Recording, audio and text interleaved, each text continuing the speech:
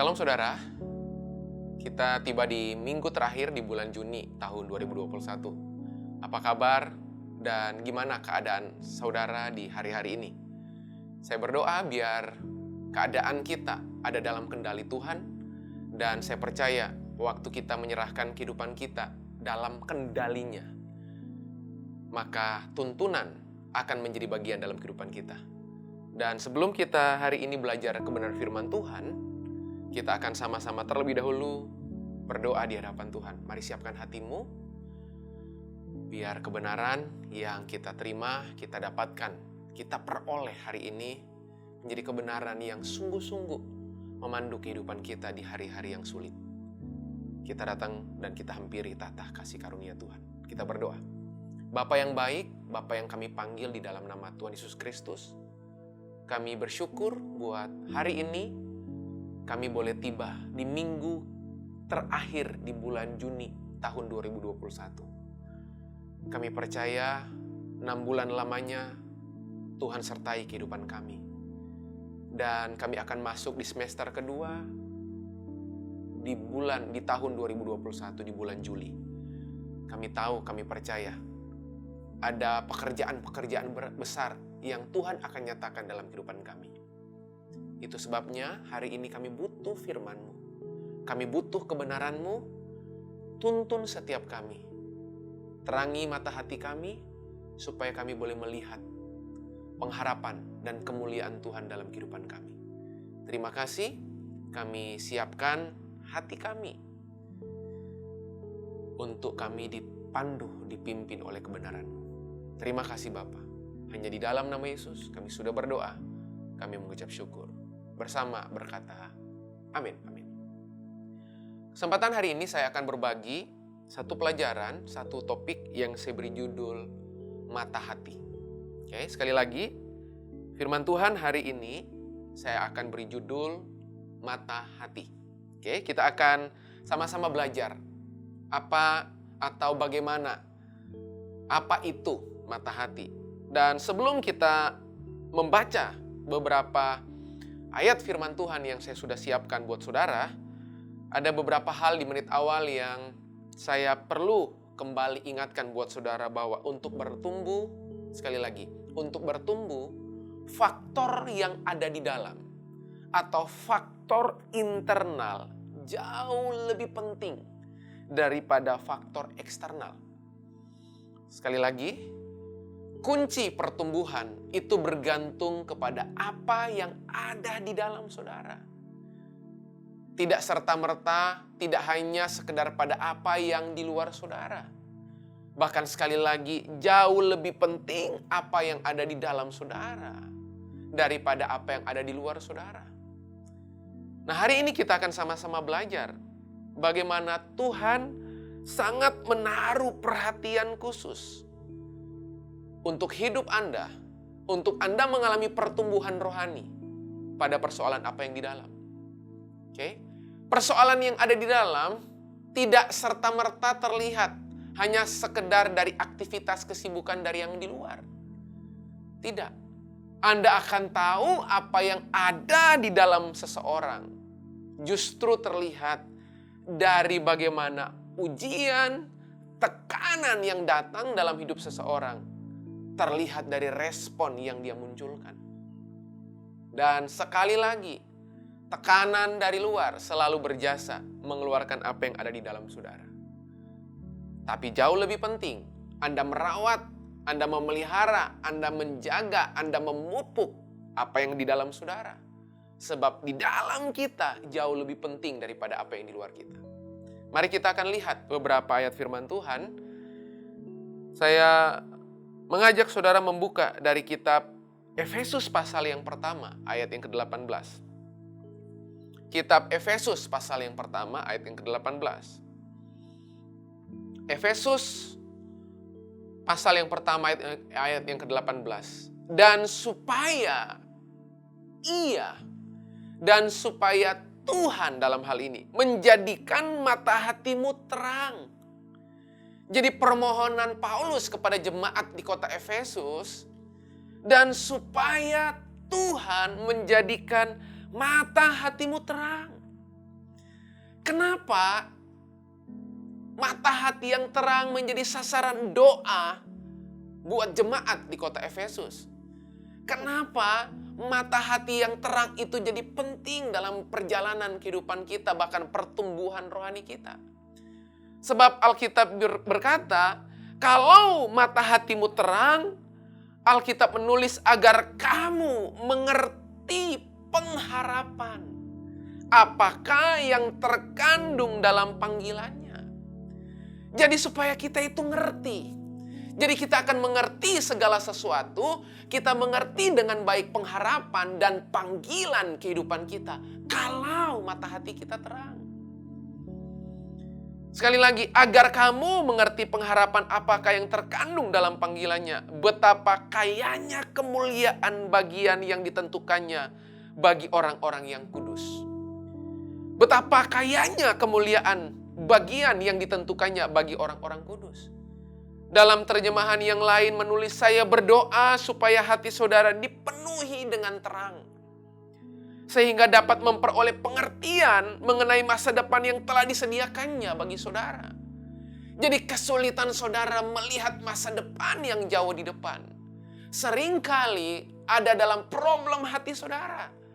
Hati saudara nggak terang, Alkitab bilang.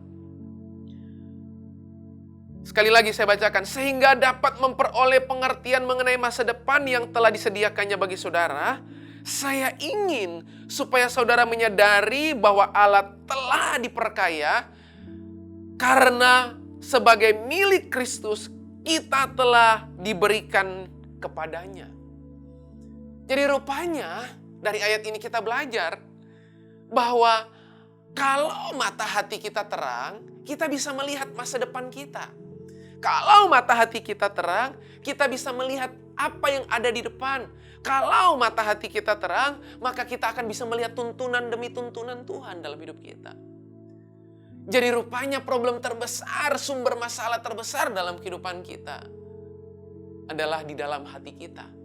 Orang sulit bertumbuh karena hatinya problem. Orang sulit berbuah karena hatinya problem. Orang sulit mengalami kebaikan-kebaikan Tuhan, menghitung kebaikan Tuhan. Kenapa? Karena problem hatinya.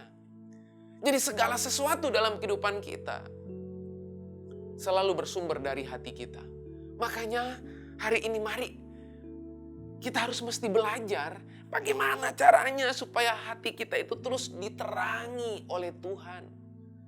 Karena betapa berdampaknya kondisi hati Anda. Betapa berdampaknya kondisi batin Anda. Waktu Anda melayani ditentukan oleh kondisi batin Anda. Anda memperlakukan orang ditentukan oleh kondisi batin Anda. Anda bekerja ditentukan oleh kondisi hati Anda. Di semua area kehidupan. Sangat ditentukan oleh bagaimana, seberapa sehat hati Anda. Makanya hari ini saudara izinkan Tuhan melihat mata hati Anda. Izinkan mata Tuhan melihat mata hatimu. Karena Tuhan tahu hatimu akan menentukan masa depanmu. Hari ini kita bisa memprediksi bagaimana masa depan seseorang. Lihat saja dari kondisi hatinya. Oke?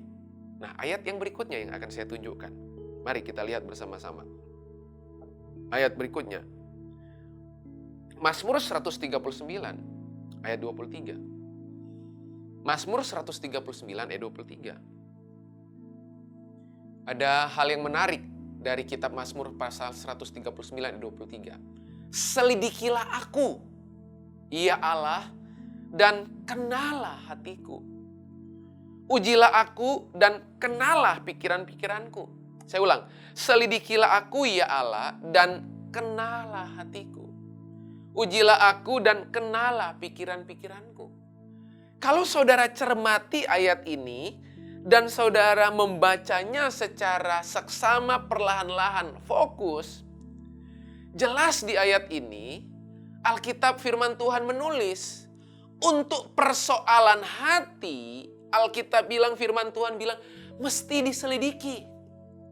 Tapi untuk pikiran cukup diuji. Perhatikan, selidikilah aku kaitannya dengan hati. Tapi ujilah aku, itu kaitannya dengan pikiran-pikiranmu. Pikiran itu diuji, hati diselidiki. Makanya, buat kita semua pernah menjadi mahasiswa atau kita semua pernah bersekolah. Saudara pernah nggak waktu saudara menghadapi ujian kenaikan kelas, atau ujian tengah semester, atau ujian akhir semester, atau ujian sidang skripsi, sidang tesis, pernah nggak sebelum saudara masuk ruang sidang atau waktu saat saudara masuk ruang sidang skripsi, begitu tim dosen penguji ada di depan saudara, dan kemudian dimulailah ujian skripsi Anda, nggak pernah tuh saya ketemu, begitu udah siap semua, dosen penguji mulai tanya, oke kita mulai ya, pertanyaan pertama, bagaimana kondisi hati saudara? Nggak ada. Ya. Atau waktu kita mengerjakan soal ujian. Oke? Mengerjakan soal ujian, ya ujian kalkulus 1, ujian akuntansi biaya, ujian manajemen keuangan misalnya. Terus pertanyaan nomor 1, ujian misalnya kalkulus 1 misalnya. Jelas itu ujian mata kuliah matematika.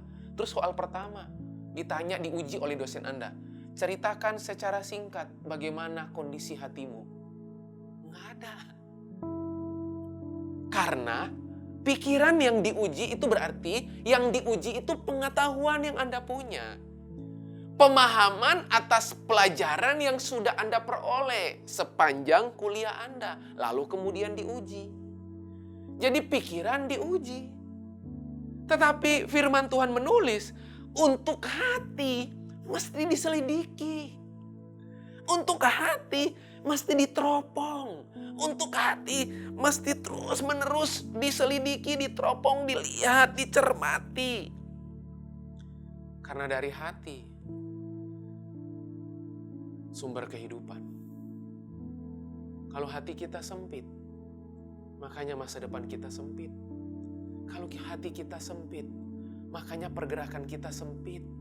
Kalau hati kita sempit, makanya pelayanan kita sempit.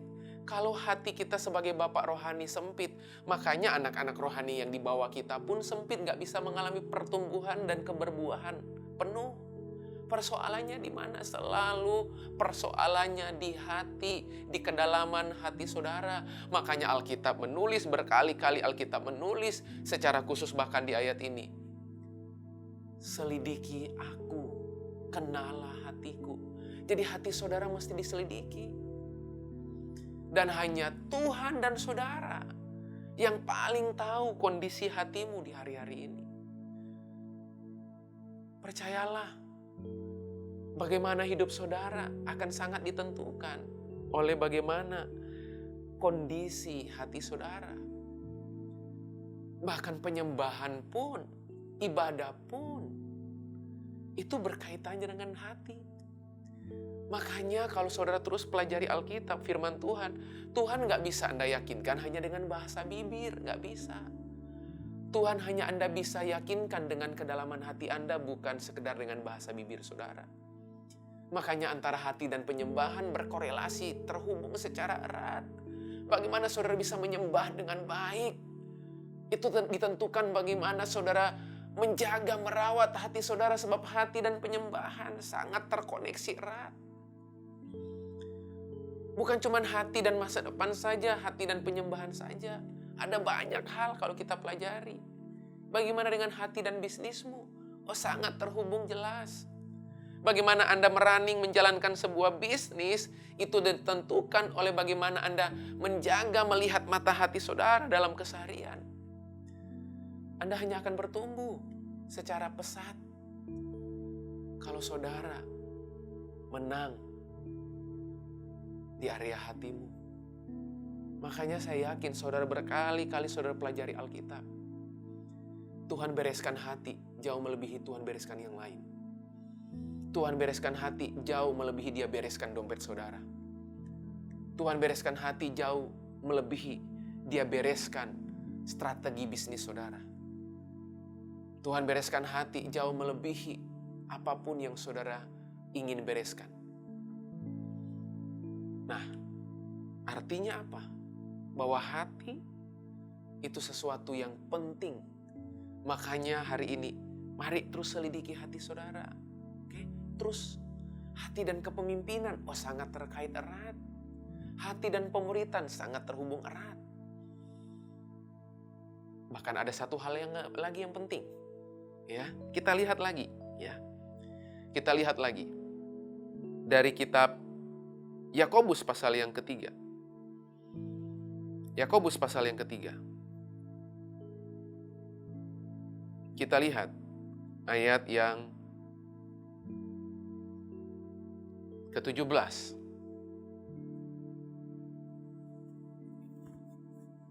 Yakobus pasal yang ketiga 17. Tetapi hikmat yang dari atas. Jadi buat saudara yang hari-hari ini membutuhkan hikmat buat pekerjaanmu, membutuhkan hikmat buat keputusan-keputusanmu, membutuhkan hikmat atas masa depan yang ada di depan saudara di mana saudara harus pilih. Mari kita lihat apa kunci Anda mendownload hikmat. Apa kunci Anda menarik hikmat. Apa kunci Anda mendapatkan hikmat dari Tuhan. Ayat 17, tetapi hikmat yang dari atas adalah pertama-tama. Tuh. Pertama-tama. Nggak ditulis, tetapi hikmat yang dari atas pertama-tama pintar. Enggak. Tetapi jelas Alkitab menulis, tetapi hikmat yang dari atas adalah pertama-tama murni. Tahu murni? Bukan toko murni. Jadi kalau Anda jalan-jalan, ada toko murni, lalu Anda masuk, Om, Tante, Bapak, Ibu, saya mau beli hikmat, jual hikmat enggak? Si pemilik toko akan berkata, Anda orang gila. Sebab kemurnian itu ada di dalam hati saudara. Makanya coba lihat, orang yang hatinya tanpa motif, orang yang hatinya tulus, itu selalu mendownload hikmat setiap hari dalam hidupnya. Waktu hatimu bercabang, Alkitab bilang, waktu hatimu mendua hati, orang gak akan pernah tenang dalam hidupnya. Jadi banyak sekali kalau kita pelajari Alkitab. Banyak sekali. Hubungan hati. Hati itu bahkan bisa mendownload hikmat-hikmat surgawi. Jadi buat saudara yang hari-hari ini butuh hikmat, Tuhan aku butuh hikmat buat pekerjaanku, Tuhan aku butuh hikmat buat pelayananku, Tuhan aku butuh hikmat sebagai seorang pemimpin jemaat, aku butuh hikmat sebagai pemimpin komsel, komunitas. Anda butuh hikmat dalam semua area kehidupan. Mari hal yang pertama yang mesti Anda lihat terlebih dahulu. Hati saudara. Hati saudara. Jauh melebihi bagaimana saudara mengatur strategi dulu. Coba hati saudara. Kalau saudara nggak pernah berangkat dari titik berangkat ini, maka yang terjadi saudara akan sulit, saudara kecewa. Saudara akan mengalami kebingungan dalam kehidupan. Sebab segala sesuatu harus dimulai dari titik berangkat yang satu ini, yaitu yang namanya kedalaman hati saudara. Hati dan hikmat. Anda mendownload hikmat dalam kehidupan saudara. Bagaimana sekali lagi dengan keadaan, kondisi, situasi hati saudara? Izinkan Roh Kudus hari ini menerobosi hati saudara. Izinkan Roh Kudus hari ini melihat di kedalaman hati saudara. Dari kedalaman hati terpancar kehidupan. Pasti saudara hafal ayatnya. Amsal 4 ayat 23. Jagalah hatimu dengan segala kewaspadaan sebab dari hatimulah terpancar kehidupan. Terjemahan yang lain berkata, jaga baik-baik hatimu, sebab hatimu menentukan batas-batas hidupmu. Wow. Terjemahan yang lain juga berkata, jaga baik-baik hatimu, sebab dari hatimu sumber kehidupan. Terjemahan yang lain menulis, jaga baik-baik hatimu, sebab hatimu menentukan jalan-jalan hidupmu. Jadi rupanya, jalan hidupmu, sumber kehidupanmu adalah bagaimana kekuatan hatimu. Kita tentunya pernah ingat, bahkan sering menyanyikan lagu, Engkaulah sumber kekuatan hatiku, kan? Tempat persembunyianku. Oke, jadi kekuatan hati Anda yang menyebabkan Anda bisa melihat Tuhan dalam kehidupan saudara. Anda bisa percaya penuh sama Dia dalam kehidupan saudara. Makanya Tuhan berkepentingan sekali. Mengubah, melihat, menerobos hati saudara. Bahkan tahukah saudara, waktu saudara pertama kali lahir baru, saya masih ingat pertama kali saya lahir baru yang Tuhan terobos pertama kali itu hati saudara. Tuhan ubahkan, Tuhan terobosi, Tuhan urus pertama kali hati saudara. Jauh sebelum Tuhan mau urus yang lain, Tuhan urus terlebih dahulu. Tuhan benahi hati saya terlebih dahulu.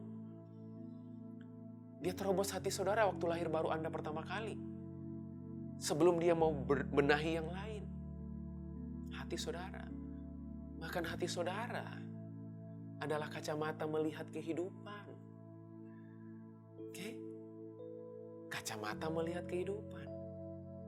Makanya seringkali kalau fakta belum berubah dan kalau Anda berharap Tuhan mengubah fakta, dengar baik-baik hari ini. Jauh lebih penting buat Tuhan, Dia mengubah cara pandang Anda daripada Dia mengubah keadaan Anda. Sebab kacamata melihat kehidupan adalah hati Anda. Kacamata melihat kehidupan adalah cara pandang Anda melihat apa yang terjadi, melihat apa yang Anda lihat. Makanya mata hati penting. Mata hati, hati yang melihat. Mata itu sesuatu yang dipakai untuk Anda melihat, panca indera untuk melihat. Jadi kalau Anda sudah berdoa, Anda udah puasa, Anda udah bergumul sekian lama, lalu kemudian belum ada yang berubah, berarti kabar baiknya, yang Tuhan mau urus, yang Tuhan mau ubah, yang Tuhan mau bentuk adalah hatimu. Bukan keadaanmu. Bukan permintaanmu, bukan perubahan situasi, bukan. Hatimu yang Tuhan mau urus. Jadi buat saudara yang hari-hari ini udah bergumul sekian lama, udah berdoa, berpuasa, dan Tuhan seakan-akan tidak tertarik mengubah fakta, mengubah keadaan, seperti yang Anda harapkan, ya sadari hari ini, bahwa berarti memang yang Tuhan lagi mau urus, hati saudara. Tuhan yang lagi mau urus adalah batin saudara.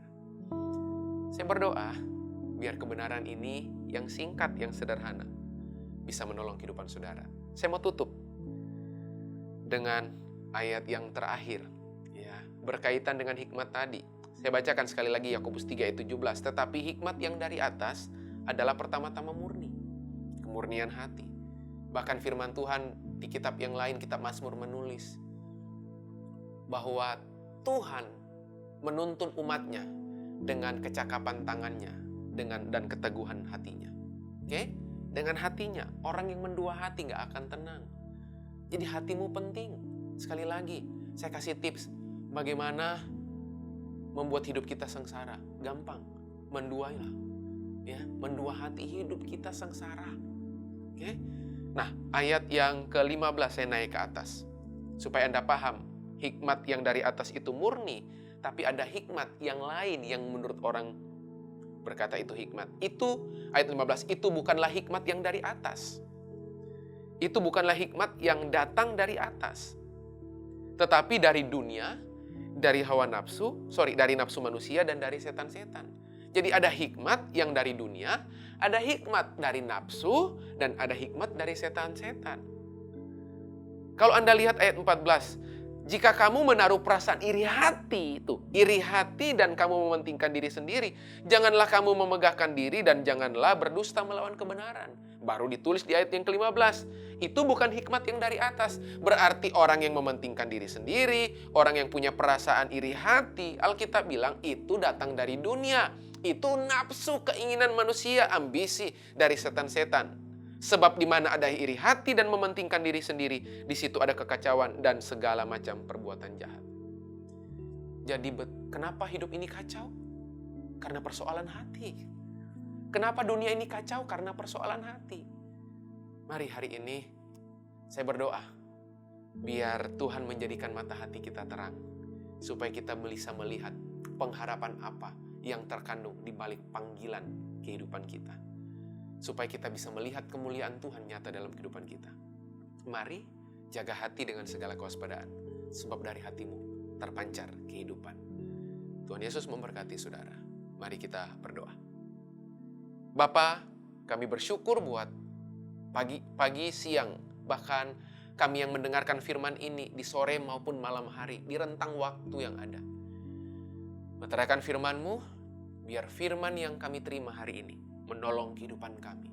Biar firman yang kami terima hari ini menuntun kami kepada seluruh kebenaran. Tuhan, kenali hati kami, selidiki hati kami Tuhan. Jauh melebihi Tuhan selidiki hal-hal yang lain. Hati kami jadi yang terpenting, sebab kami tahu sasaran Tuhan adalah hati kami. Yang menarik hati Tuhan adalah hati kami di hadapan Engkau. Bantu kami Roh Kudus, terangi mata hati kami sekali lagi, supaya kami bisa melihat tuntunan demi tuntunan dalam semua area kehidupan kami. Terima kasih, berkati kami semua yang sudah mendengar dan mau melakukan firman-Mu. Dalam nama Yesus, sudah berdoa, kami mengucap syukur. Haleluya. Amin, amin. Selamat hari Minggu, Tuhan Yesus memberkati.